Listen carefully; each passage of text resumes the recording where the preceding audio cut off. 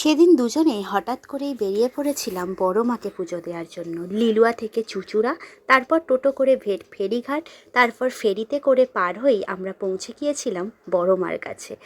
দুজনে চলে গেলাম একা একাই, কারণ বড় মাকে দেখার ইচ্ছা আর পুজো দেওয়ার ইচ্ছা আমার অনেক দিনের।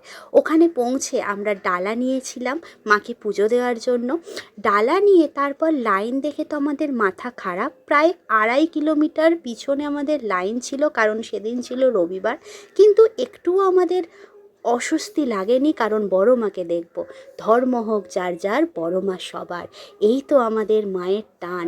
মায়ের টানে আমরা ঘন্টার পর ঘন্টা লাইন দিয়েও একটুকু আমাদের কোনো অধৈর্য আসেনি। মাকে দেখার আগ্রহ, উত্তেজনা আমাদের মধ্যে ছিল। অবশেষে আমরা মায়ের দেখা পেলাম, মায়ের মন্দিরে প্রবেশ করলাম। এখানে প্রবেশ করার পর মাকে দেখে সবার আবেগ, উত্তেজনা কেউ আর চেপে রাখতে পারেনি। আমরা সকলেই জয় বড় মা বলে চিৎকার করেছিলাম, এবং তার সাথে উলুধ্বনিতে মুখরিত হয়েছিল মায়ের মন্দির প্রাঙ্গণ। এরপর ধীরে ধীরে সামনে এগিয়ে আমরা সকলেই ভালোভাবে মাকে পুজো করে দিলাম, দর্শন করলাম। তারপর কিছু ফটোও আমরা ক্লিক করে নিয়েছিলাম।